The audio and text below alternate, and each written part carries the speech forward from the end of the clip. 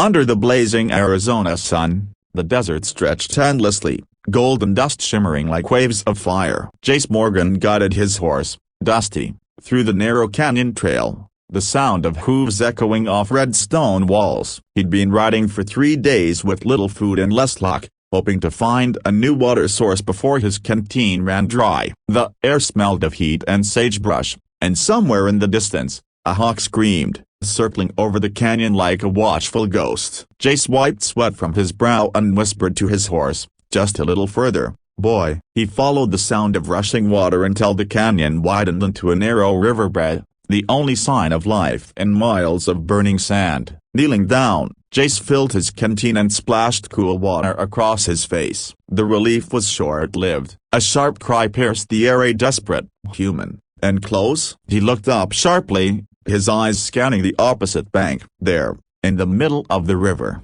a woman was struggling against the current, her dark braid trailing behind her like a whip. For a second, Jace froze. She was young, maybe 20, her skin bronze against the white foam, her arms slapping at the water as the current dragged her under. "Hang on!"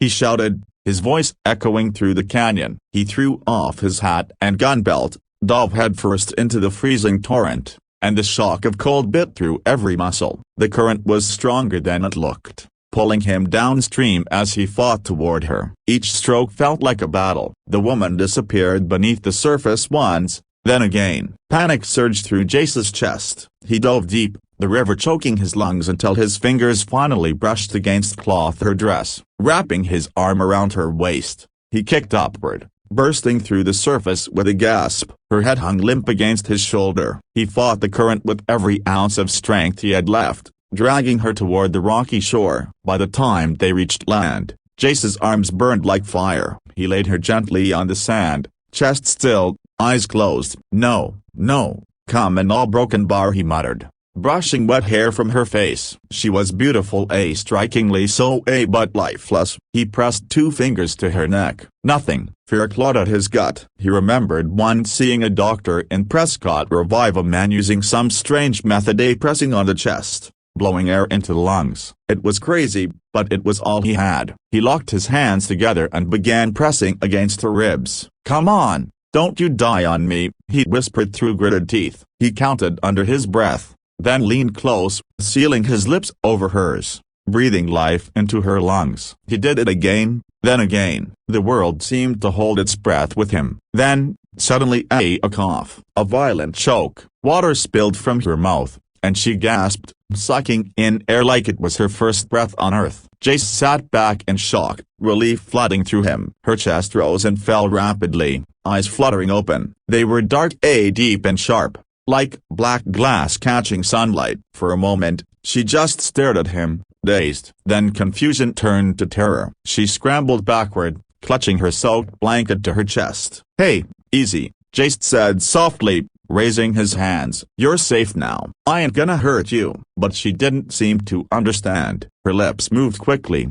speaking in Apache, her voice trembling, her eyes darting from him to the river and back. Jace frowned. "I don't understand, miss." "You fell in." "I just did." Before he could finish, she pointed toward his mouth, then to her chest, shaking her head violently. Her voice broke into angry, fearful cries. The only word he caught was T'*A inverted exclamation mark A inverted exclamation mark SH, repeated again and again. Jace stood slowly, unsure whether to approach or leave. "All right," he murmured, stepping back, hands raised. "I'll just a broken bar give you space." He turned to get his hat from the ground, but when he looked back, she was gone, vanished into the trees like smoke. That night, Jace camped a mile upriver. The stars glittered bright and close, and the coyotes sang somewhere beyond the ridge. He couldn't stop thinking about her, the look in her eyes, the way she'd stared at him as if he'd done something unspeakable. He'd seen fear before, but this was different. It was like she'd seen a ghost. As he tossed another log onto the fire,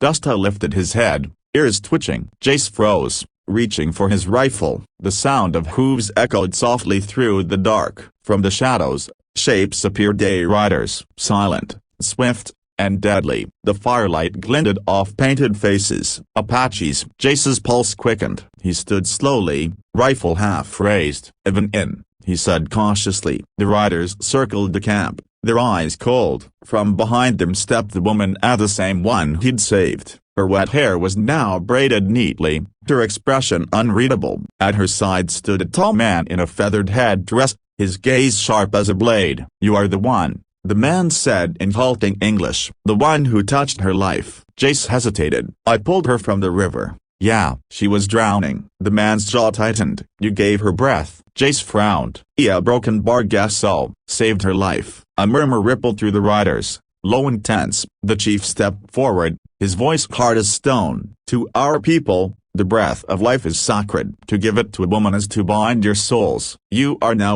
a husband and wife before the spirits." Jace blinked, stunned. "Now wait just a damn minute," but the chief's hand rose, silencing him. The woman's eyes met, as a fear and confusion flickering in them, but something else too. Acceptance. The chief nodded once, turning to her. "He gave you breath, daughter. You belong to him now." Jace's grip tightened on his rifle. "Look, I didn't mean any disrespect. I was just trying to help." The warriors began chanting lowly, the rhythm of drums echoing faintly in the night. The woman Anna, the chief called her a step forward, her voice trembling. "Spirits have seen. My life is yours. Your life is mine." Jace's throat went dry. "Lady, I don't know what kind of custom this is, but I'm no man's husband." She looked at him calmly, sadness in her tone. "You cannot undo what you gave." The firelight cast long shadows on the canyon walls as the chief approached, placing a hand on Jace's chest. "From this day, Cowboy, you carry the breath of my blood. If you harmed her, you harm me. If you leave her, the desert will take you." The words chilled Jace more than the night wind. The Apaches mounted their horses again, leaving Anna behind. Without another word, they rode into the darkness, their chants fading like echoes of another world. Jace stood frozen. Anna watched the flames, silent. "You don't have to stay," he said softly. She didn't answer. Instead, she sat near the fire, pulling the wet blanket tighter around her. "You saved me," she said slowly, struggling with the English words. "Now a broken bar, I follow you." Jace sighed, running a hand through his hair. "Well, guess it's you and me then." Dusty snorted as if agreeing. They traveled together for days, through scorching plains and silent nights. Jace taught her English, she taught him a few Apache words. Slowly, the distance between them began to fade. Anna laughed once, the first time he'd heard it, soft and shy like the wind through cottonwood leaves. But every time Jace looked into her eyes, he saw the same question there. "Was saving me worth the curse you carry now?" Weeks later, as they reached the edge of civilization, Jace saw the Apache riders again, watching from the cliffs. Anna turned to him, voice barely above a whisper. "They watch a broken bar to see if you keep promise." He nodded. "And if I don't?" She looked away. "Then the spirits will." That night, under 1,000 stars, Jace stared into the fire, realizing how a single act of mercy had changed everything. He had crossed into a world of spirits, vows, and ancient beliefs, and now his fate was tied to hers forever. Somewhere in his heart, he no longer wanted to untie it. The sun dipped behind the red mesas, casting long shadows across the valley. The air trembled with tension as Jace stood surrounded by Apache riders, the rescued woman standing quietly among them. The chief's voice still echoed in his ears. "You touched her life. Now her life is bound to yours." Jace's heart pounded, torn between disbelief and guilt. He looked at her, the woman he'd saved, and saw no anger in her face, only a strange, solemn acceptance, as if fate had already decided their paths before either of them knew it. Dusty, his loyal horse, shifted uneasily beneath the stare of painted warriors. The chief's eyes bore into Jace's soul, studying him like a man judges an enemy. "You cannot undo what is done," the chief said firmly. "The spirits saw, the river heard. You are tied by breath, a life to life." Jace opened his mouth to speak, but the words caught in his throat. This wasn't the superstition he could just laugh off. The intensity in their eyes told him this was law, ancient, sacred, and deadly serious.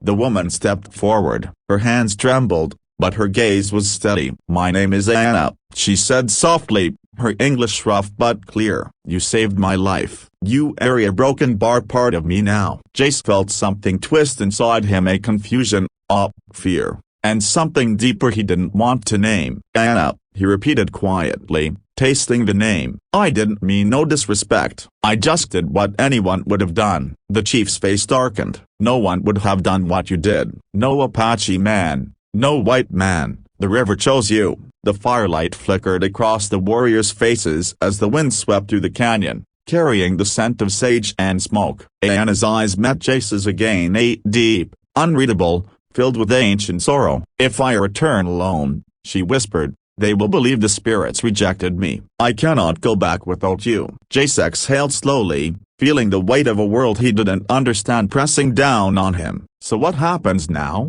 he asked. The chief didn't hesitate. "You will take her with you. You are bound as husband and wife before the Great Spirit." The words hit Jace like a gunshot. "Now hold on," he said, his voice rising. I didn't. But one look at the surrounding warriors silenced him. There was no room for protest. The chief's gaze softened slightly, though his tone stayed sharp. "She will walk your path now. Protect her, or the land will turn against you." The circle of warriors parted, allowing Jace and Anna to pass. As they rode away under the dying sun, he could feel Dizan's eyes watching them, judging, warning, promising. It felt less like a blessing and more like a curse. The silence between them stretched long into the night. Anna rode behind him, her hands clutching the saddle, her breath faint against his back. When they finally stopped to rest near a canyon spring, Jace dismounted and stared into the fire. The crackle of flames filled the space between them. "You don't have to come with me," he said quietly. She looked at him across the glow. "If I leave you,